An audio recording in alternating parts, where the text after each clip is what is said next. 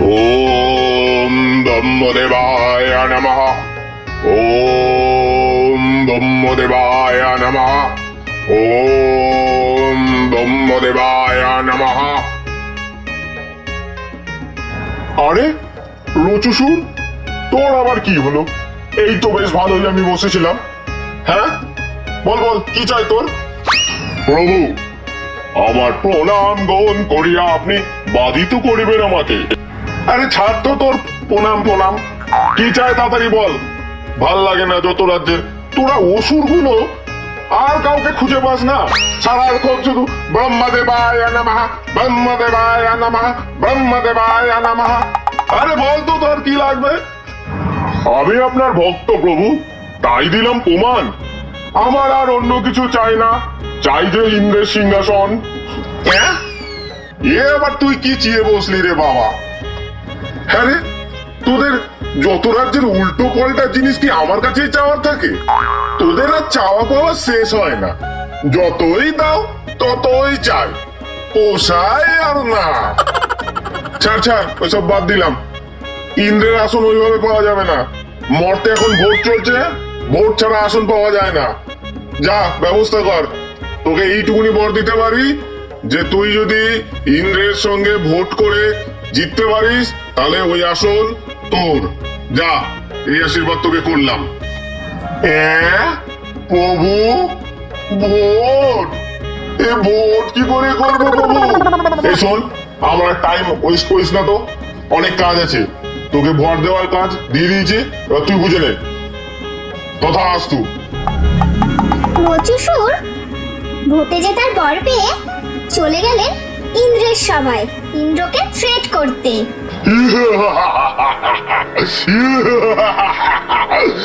ইন্দ্রদেব, ব্রহ্মদেবকে ভক্ত হওয়ার দিয়েছি আমি প্রমাণ। চেয়ে বসেছি তোমার সিংহাসন। করেছি আমরা জোট, আজই হবে ইন্দ্র সভায় ওই আসনের জন্য ভোট। ইন্দ্র সভার ভোটে যেতে দেব না আমি কোনো কাজে ফাঁকি। ইন্দ্র সভার দেবতারা আমায় পেয়ে যে লাকি। ওরে রচুসুর, তুমি যতই করো না জোট, ইন্দ্র সবাই আজ হবে না কোনো ভোট। ভোট কিভাবে হয়, করেছি কি তার কখনো ফলো? এইভাবে ভোট জানতে গেলে কৈলাসে মহাদেবের কাছে চলো। মহাদেব, মহাদেব, রচুসুর, ইন্দ্রদেব, আপনারা এখানে? প্রভু, আপনি বিচার করুন। কিসের বিচার? আবার কি হলো? রচুসুর, কি হয়েছে ব্যাপারটা বলতো তুই? প্রভু, ব্রহ্মদেব আমাকে বর দিয়েছেন আমি ভোটে জিতলেই ইন্দ্রদেবের আসন পাবো, কিন্তু ইন্দ্রদেব বলছে আমি ভোট এভাবে করতে দেব না। আপনি একটা কিছু করে দিন প্রভু। ভোট? এ তো মর্তবাসীর কাজ। এটা বলে মহাদেব নিজের মনে কিছুক্ষণ ভাবতে থাকেন। দূর বাবা, এই ব্রহ্মদেবটাও আছেন, যাকে যা পারেন তাই বর দিয়ে দেন। আর যত সবকিছু হয় নারায়ণ নয় মহাদেব। আর পারি না, দেখি এইগুলোরে আবার কি আমি সলিউশন করতে পারি। ঠিক আছে, ব্রহ্মদেব যখন বর দিয়েই দিয়েছেন তাহলে এর তো উপায় করতেই হবে। কিন্তু প্রভু, ভোট কোথায় হবে? কেন, আবার কোথায়? কৈলাসেই হবে। শোন, আগামী পূর্ণিমায় তোদের এখানেই ভোট হবে। এখন তোমরা যাও, গিয়ে তোমাদের যা যা প্রচার, যা যা করার বেরিয়ে পড়ো। এরপরে রচুসুর ও ইন্দ্রদেব নিজ নিজ প্রচারে ব্যস্ত হয়ে পড়েন। সেই রকমই একদিন রচুসুর কোনো এক জায়গায় বক্তৃতা দিচ্ছিলেন। বন্ধুগণ, ভাইগণ, আমার পিয়ারে বেহেনো, আমাকে এই ভোটে জয়ী করুন। সেই যুগ যুগ বছর ধরে ইন্দ্রদেব সিংহাসনের ওপর বসেই আছেন। এখনো পর্যন্ত ইন্দ্র সভায় ইলেকট্রিসিটি এসেছে? আসেনি।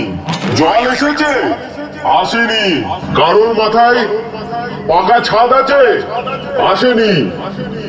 সেই আপনারা বছর বছর ধরে ইন্দ্রদেবকে আসনে দেখে আসছেন বসে থাকতে। এবার বদলা নয়, বদল চাই। যদি আপনারা এই ভোটে আমাকে জেতান, এই আসনে বসার পরে আপনাদের জন্য আমি ইলেকট্রিসিটি, জল, পাকা ছাদ, এমনকি সব কিছু চারিদিকে আপনারা শুধু ধোঁয়া আর ধোঁয়া দেখবেন। উন্নতি আর উন্নতি। আমি জানি বন্ধুগণ, মেহেনগণ, আপনারা অনেকক্ষণ রোদ্রে দাঁড়িয়ে আমার এই বক্তৃতা শুনছেন। এই গরমে আপনারা দই খান। দেবতাগণ, আপনারা তো আমাকে আজ থেকে জানেন না, চেনেন না। কোটি কোটি বছর ধরে আমি এই সিংহাসনে বসে আপনাদের জন্য সর্বদাই সবকিছুর খেয়াল রেখেছি। কিন্তু এই রচুসুর সে কি না বলছে ইন্দ্রসভায় ইলেকট্রিসিটি আনবে। আরে আমাদের ইন্দ্রসভায় ইলেকট্রিসিটির কি প্রয়োজন আছে? আমাদের সূর্যদেবী তো সেই সূর্যের আলোকৃত করে রাখে সর্বদা। এইসব ভুল ভাল আপনাদের বোঝানো হচ্ছে। জল কল এইসব ফালতু জিনিস সব আপনাদের বুঝিয়ে ভোটে জেতার জন্য আপনাদের আশ্বাস দিচ্ছে। আপনারা রচুসুরকে একদম ভোট দেবেন না, আমাকে ভোট দেবেন। চিরজীবনের মতো আমি আপনাদের খেয়াল রাখবো। এভাবে রচুসুর ও ইন্দ্রদেবের ভোট প্রচারের কার্য চলতেই থাকে। ভোটে জয়ী প্রার্থীর নাম জানতে হলে চোখ রাখুন আগামী পর্বে।